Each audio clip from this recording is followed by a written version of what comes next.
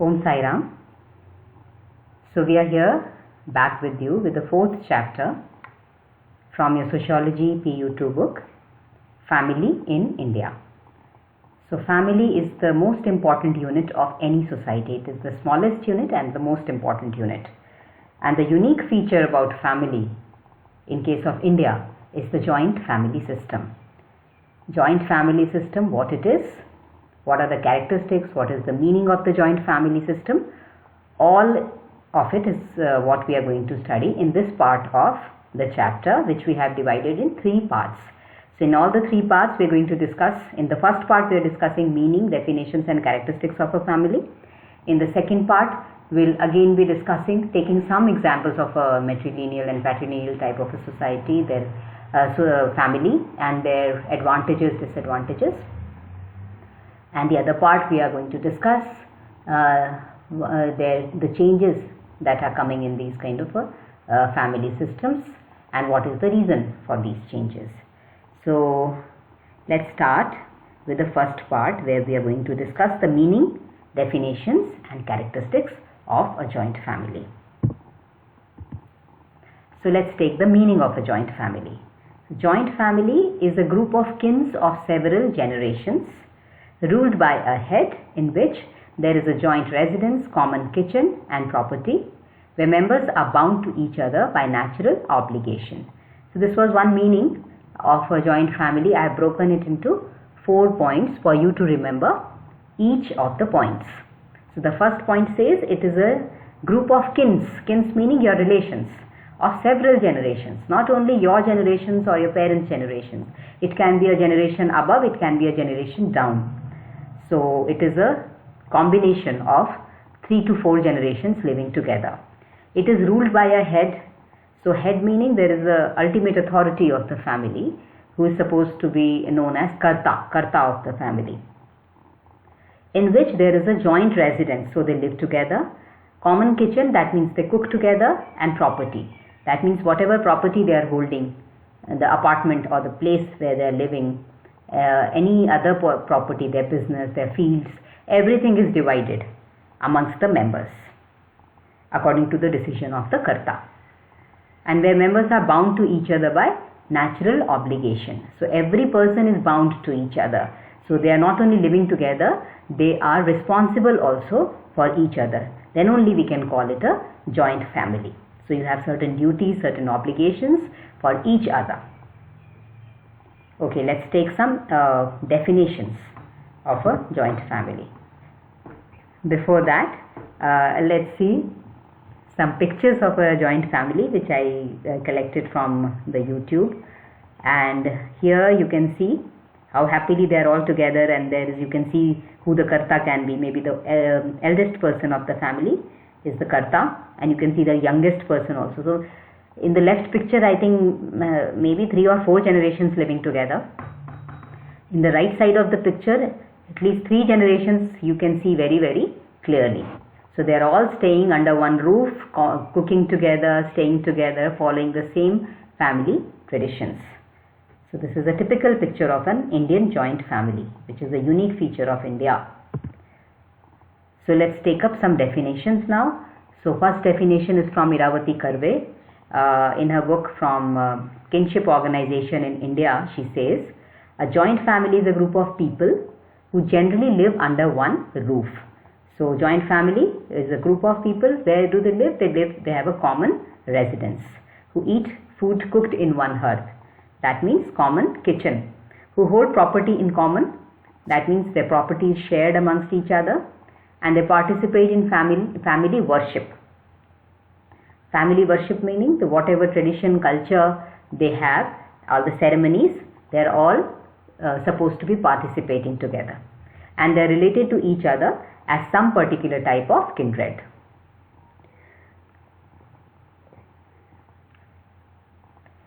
Kindred meaning how they are related to each other. So just to give you an example, you may be a son of your parents, you may be a grandson of your grandparents, you may be a brother to your cousins and your own siblings, and like that. So, this is the way one person can be in relation, having a different relations. That means they are bound by different kind of kindred with each other. So let's take up some other definitions. Next is from K.M. Kapadia. In his book Marriage and Family in India, he writes, joint family is a group formed not only of a couple and their children, but also other relations, either from father's side or from mother's side, depending on whether the joint family is patrilineal or matrilineal. So that means that we are talking not only about the couple, that means the father, mother and their children, but there are other relations also, either from the father's side or from the mother's side. It depends on whether the family is following the patrilineal tradition or matrilineal tradition. Generally in India, what we come across is the patrilineal tradition, but there are some matrilineal societies also in south of India and in northeast India. There are some tribes and there are some societies that they are following matrilineal system also. But if it is a patrilineal society, that means you are living with your father's relations. Okay, and here not only the couple, that means your grandparents will also be living, your uncle, aunt, all those people will also be living with you. Now let's take the other definition by I.P. Desai in his book Some Aspects of Family in Mahua. So Mahua is a town in Gujarat. He's saying, we call that household a joint family which has greater generation depth than individual family. So just now we discussed what is a generation depth. Generation depth is how many generations are living together. That is giving it a depth. So generation depth can be up to 3 generations, it can be up to 4 generations, and generally in nuclear families it is 2 generation depth. But a joint family is more than 2 generation depth. What is 2 generation depth? Your parents will be 1 generation, you are the other generation. And when we say greater generation depth, then we come to this joint family system where not only your parents and you, but your grandparents may be there, or maybe your younger cousins will be there, which will be constituting the 4th generation also. Okay, and than individual family. So here individual family means what? The nuclear family, and the members of which are related to one another by property. So property, that means they share the property with each other. It is not owned by one particular person or even by the karta. The karta may decide who will get how much share, but everybody is entitled to that property. Income and mutual rights and obligations. So whatever income also, family income also, everybody has some share in it. So it depends on how the family has made the arrangement about the income. It may differ from family to family. And they have their mutual rights and obligations. This is a very important feature about any joint family. They have their rights with each other, also they have their obligations also towards each other. Now let's look into the characteristics of a joint family. From the definitions also only you must have got a good idea about what the joint family is. Now let's take up each point in detail. So depth of generations, as we have already discussed, what is the depth of generation? The joint family consists of people of 3 or more generations, including grandparents, parents and children. And sometimes other kin such as uncles, aunts, cousins and great grandsons also live in a joint family. So that decides the depth of the generation, whether it is a 3 generation or a 4 generation joint family. Second point is common roof. So what is that common roof? Henry Maine called the joint family a greater home, that they are living together. Greater home meaning it's a bigger than a nuclear home, not only in size but also in its aspects, in its reach. So it's a very, very big family. Members of joint family normally reside together under the same roof. Not always, but most of the time they are residing under the same roof, that is in the same residence. It is a place to uphold the family heritage. So what is the family heritage? Any culture, ritual, tradition of the family. Everybody has to uphold the family heritage. They cannot deviate from the tradition of the family, culture of the family. They have to follow it. The way they dress up, what they eat, the language they speak. It is all common amongst the family members.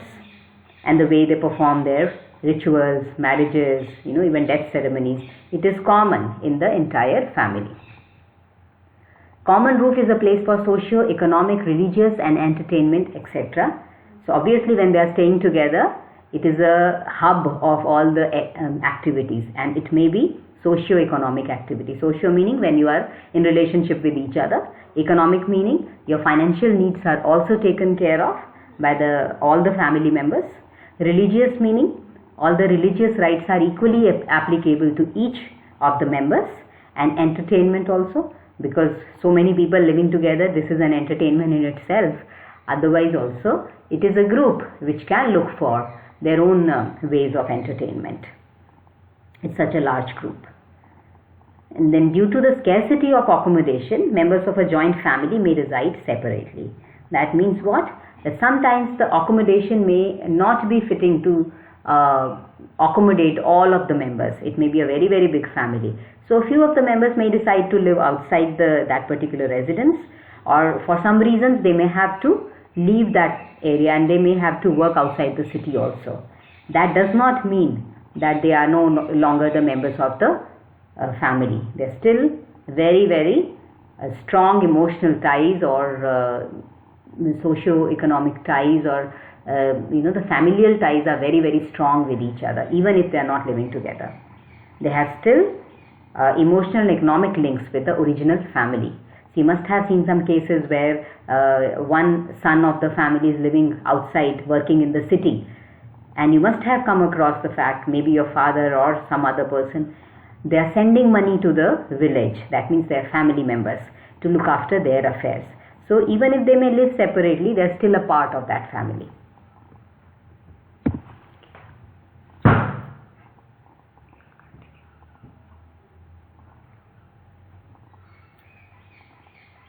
Now the third point is common kitchen. So in this, generally the wife of the karta, the eldest female member of the family, supervises the work at the kitchen. So this kitchen work is a very grand affair in these families, and you can understand when so many people living together, the entire day goes into cooking and feeding each other. So and generally this work is a responsibility of the female members of the family according to their tradition. So this work is divided. There is a very clean division of labor. Who will do what? Who will cook? Who will clean? Who will serve? Who will cut? All that, everything is decided, and everybody has to participate. All the female members generally have to, although there is no hard and fast rule that only female members only have to cook. There are exceptions also. There are male members also sometimes. But generally this is the trend, where the female members are engaged with kitchen routines. And a single kitchen routine under a common roof is a unique element of a joint family. So they have to have a single kitchen.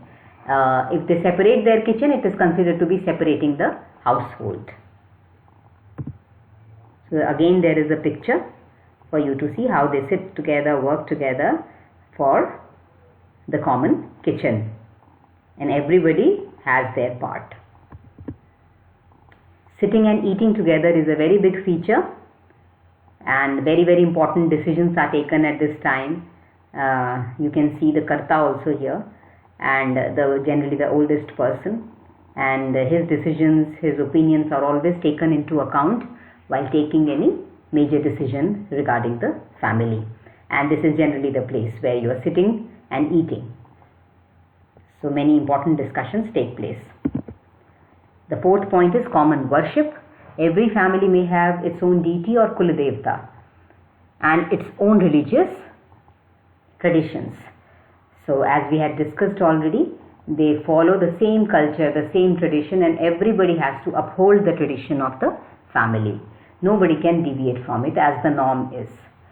So there are exceptions again everywhere, But generally what is performed is that during the common worships, the worships are common. People have to come together and perform those worships, their rites and ceremonies, and at least once a year they have to join the other members to take part in festivals, feasting, marriage ceremonies, and so on. You must have seen some members of your family, or somebody saying that I need to go back to my village because there is this function, and during this festival I had to be with my family. This is a very, very common thing in Indian society, where they had to be with their family, and grand festivals like Holi in the North India and Diwali. All these festivals, generally they all expect the family members to be together and perform these kind of worship. Ganesh Puja, in different parts of the country, different festivals are important. Marriage ceremonies, death ceremonies. In all those ceremonies, they want everybody to be together. So again, there is a picture, and it is a beautiful picture which I have taken from the YouTube of Ganesh Puja, and you can clearly see 3 generations celebrating the puja together.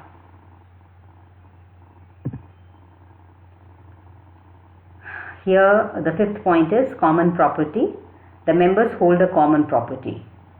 So as O'Malley writes, the joint family is a cooperative institution similar to a joint stock company in which there is a joint property, meaning that they all have their shared assets and they all are responsible for raising funds for the family like a joint stock company, and they all have to bear losses also.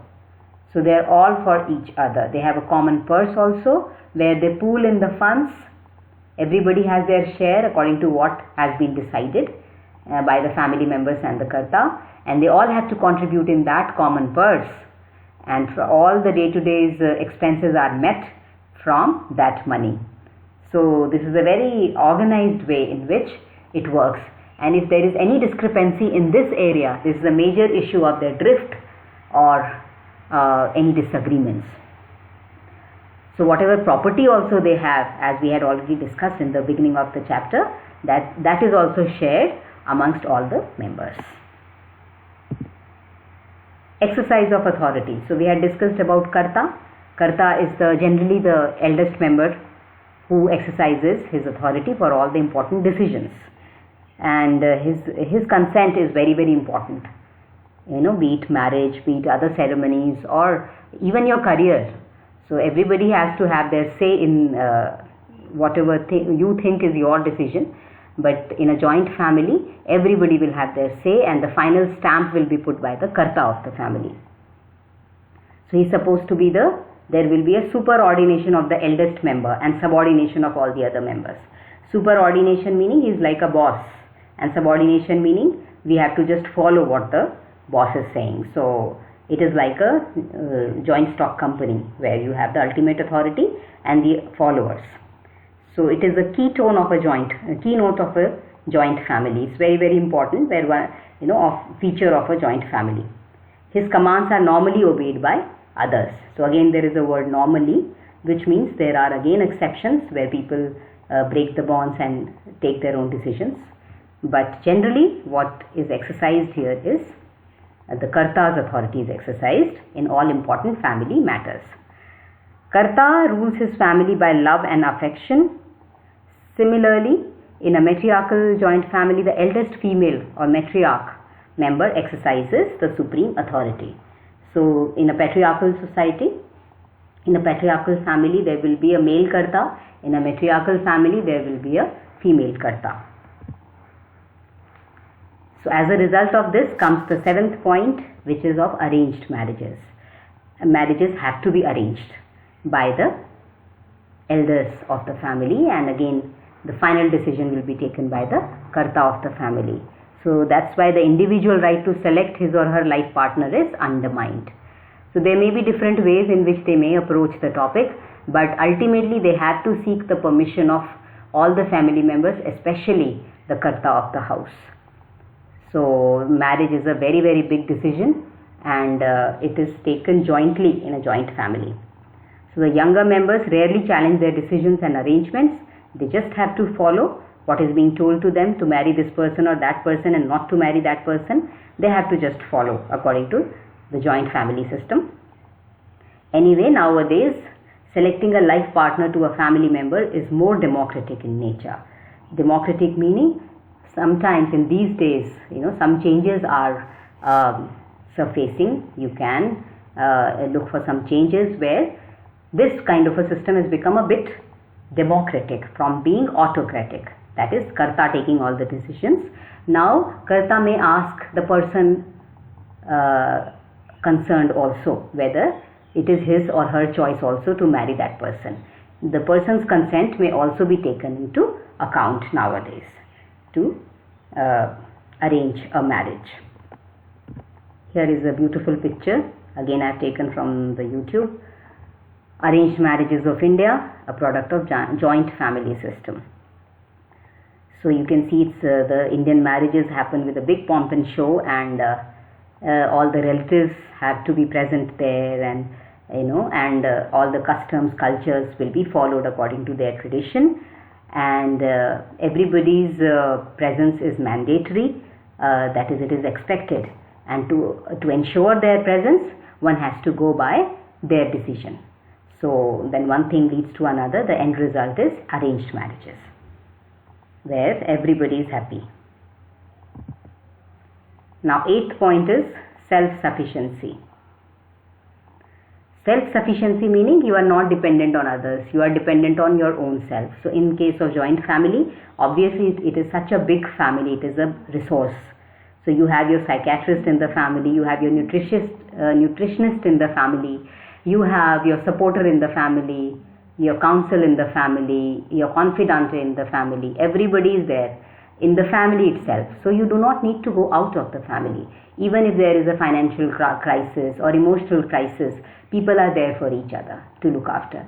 So they actually do not need to go out of the family to outside agencies, which are very much rampant there in today's modern urbanized societies. But in a traditional joint family system, everything is taken care by this kind of a system, and most of the time they are following their own family business. Their source of income is coming from the traditional source. So where everybody is self-reliant as a member of that family. So the family is there to support each other. Now this is the 9th and the last point of the characteristics of a joint family. Here we are saying this identification with mutual rights and obligations towards the family. So when you are staying together with each other, every member has his own duties and obligations towards the family. The family in turn protects the interests and promotes the welfare of all, and the senior members of the family act as mentors for junior members. So you can see that not only that you have rights, but your rights are mutual rights. That means if you are there to take your rights from the family, you have to give other persons their right also, and you have the obligation to fulfill their rights or to give their rights also. So this is a mutual kind of a relationship where the self-interest takes a back seat and other person's interest also comes in the forefront. So others' interests and welfare also comes to be very, very important, more important maybe than of yours. So you have to, as the family is looking after your welfare, you too have to look after the family's welfare, each person's welfare. You have certain rights, you have certain duties also. So these are the 9 features or characteristics of a joint family. So here are the questions for you. Some basic questions. Question number 1 is, what is a joint family? Give any one definition. Please read it very well and understand. It is very, very self-explanatory. Understand each of the points and then give one definition. And then what are the characteristics of a joint family? So take all those 9 characteristics and briefly talk about them, write about them. So here is one clipping for you.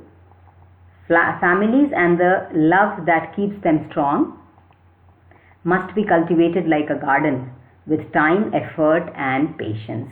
So patience is a very, very important virtue to sustain this kind of a family system. You have to have patience to look into other person's interest and caring for their interests more than your own. So this is the important message from a joint family system. So with this, we end this part of the chapter, and we'll see you again with the next part. Till then, please do the questions well and read the chapter well also. Thank you, and Om Sai Ram.